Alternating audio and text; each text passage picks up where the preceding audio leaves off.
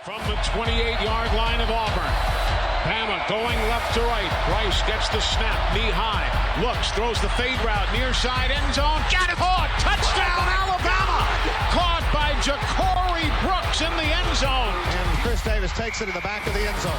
He'll run it out to the 10, 15, 20, 25, 30, 35, 40, 45, 50, 45. There goes Davis! Oh my God! Davis is going to run it all the way back!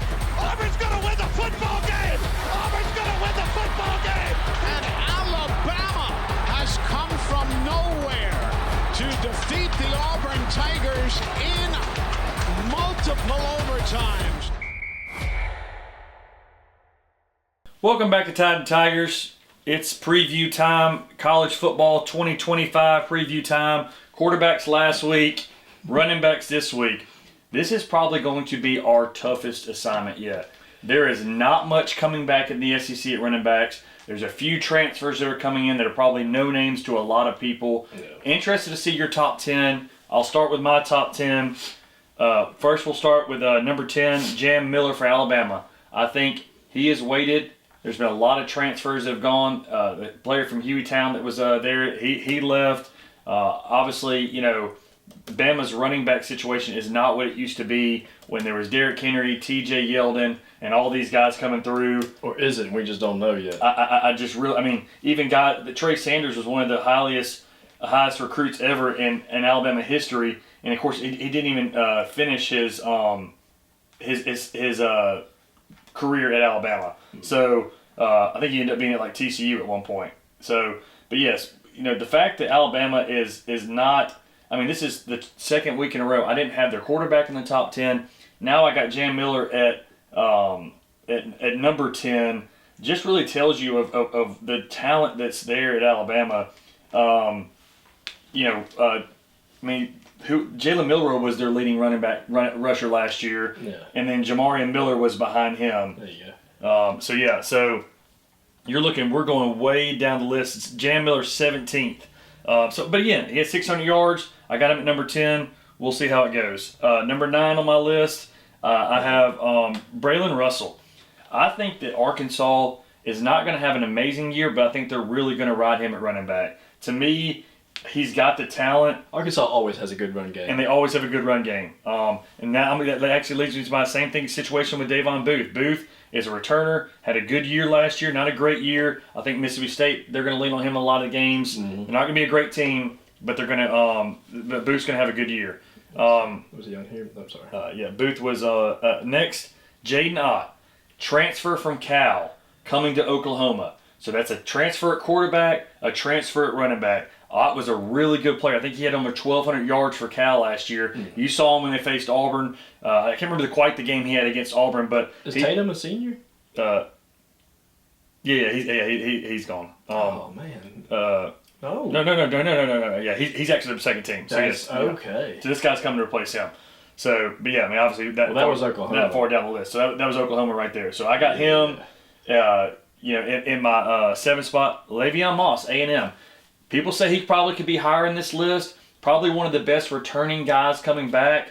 A&M loves to run the football. I like Moss at number 6. Nate Frazier.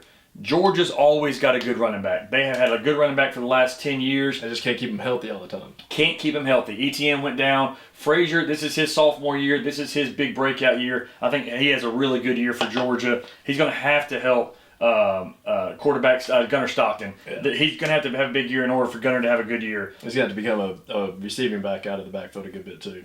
This one right here is probably going to be a shocker for you. Ahmad Hardy. He was a huge back for Utah State last year. Comes in from Missouri. Missouri's offense slow. They're having to replace their quarterback. They're having to replace running back, receivers. Yeah. You remember a couple of years ago when they had the running back that went for almost like 2,000 yards. Yeah. I can't remember his name, but he was a great player for Missouri. There you go. What was his name? 2003 right there. Curtis Schrader. Yes, Schrader. Yes. So he led the entire 1,600 yards. Yes. Yeah. So I think they get back to that kind of offense. Missouri's been quietly one of the better teams in the SEC the last couple of years. Not quietly. They keep making it to the SEC championship just about every year. And they're almost there, but Georgia usually kind of slowly fends them off. So yeah. I got him. That's probably one of my more surprise picks. Then we get into really the best running backs in the SEC. And I'm sorry. you're good. Caden Durham for LSU. I think so much is going to be on Nussmeier at the quarterback position. I think they're going to run the football a lot. I think Durham's going to have a good year.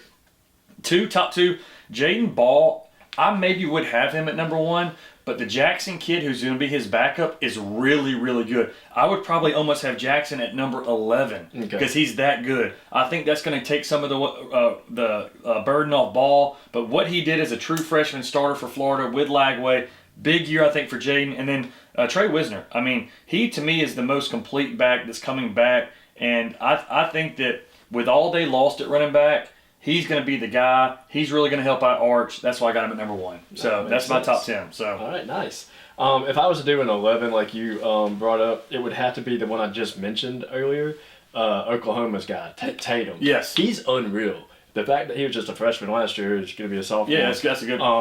I think he's going to be that dual threat that Oklahoma needs. He was already who I thought would have been their starter. I forgot Ott was a transfer in. Yeah. So if he's coming in to replace their starter, Ott's obviously going to get more carries, but I see Tatum being a huge asset. All right, so my number 10 on my list, I just had to get an Auburn guy on there. I really think it is going to be between this guy or Cobb, yeah. But I'm going to go with Damari Alston. Okay. So he's going to be my number 10. I think they're going to have to deal with our running backs getting a lot of red zone carries and read option for touchdowns and stuff. So we'll have a lot of high touchdowns, but not rushing yards. So it's going to be a different track for Arnold. We're going to throw the ball with Coleman and all those guys. I can't wait to get your receiver list next week. But so it's going to be a different style, more of a Hugh Freeze throwing the football offense this year. I mean, you know for sure I'm probably going to have 2 Auburn receivers on my top 10. Yeah. So, yeah.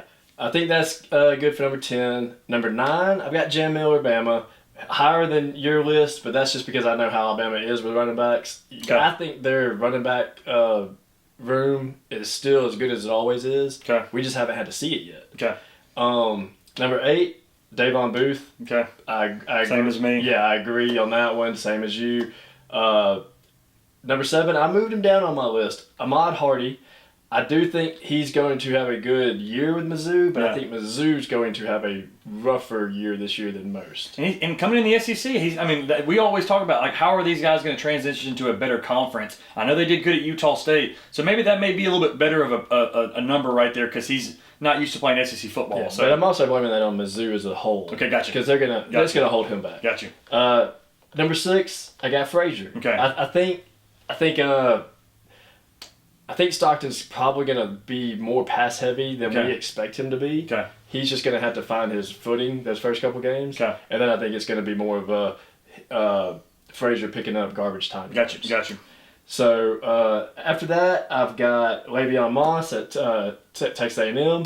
I agree. He's a returner, right? Yes. Yeah. So I'm pretty sure he's got that offense down pat. Let's go with number 4. Trey Wisner, Texas. 4. Moving him down because of Arch. So Arch runs the ball. You've always said he's a good runner. So. I mean, they put packages in just for him to run. So I think it's going to be a lot of misdirections with him. And the thing that Wisner's going to pick up that we're not, I guess, I'm going to count him as a receiver in this aspect, is all the play action's going to have things that go back to him and set up screens. Okay. So I think he's going to be such a dual threat that it's not going to keep him at this top list.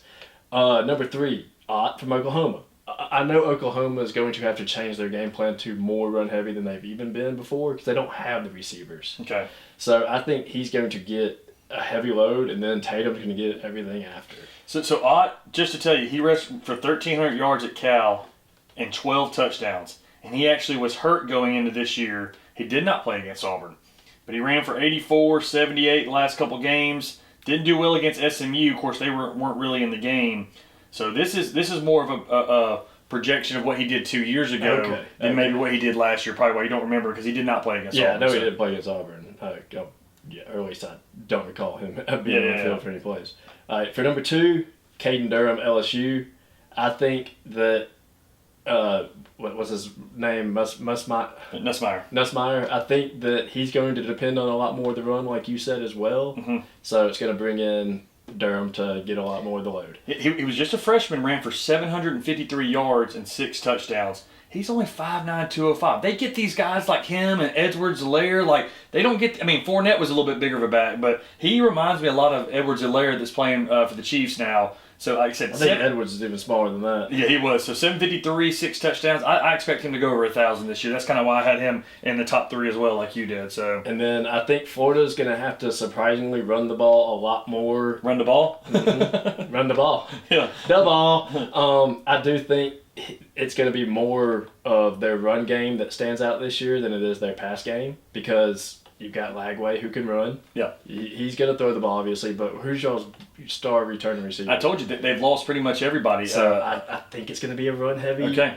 Not. Well, they got the All-American center coming back. They have 3 or 4 offensive linemen coming back. They have 2 good running backs. If you watch the spring game, it was freshman wide receivers and good running game from the 2 running backs. So I didn't see that, but yeah. So that's a good point. So you didn't see that, but I think that's a good evaluation of Florida of saying, hey, we're going to run and be heavy, and if the freshmen can come along, then you know. And y'all's defense is always going to be there. Yeah. So if you can win by running, why not? Yeah.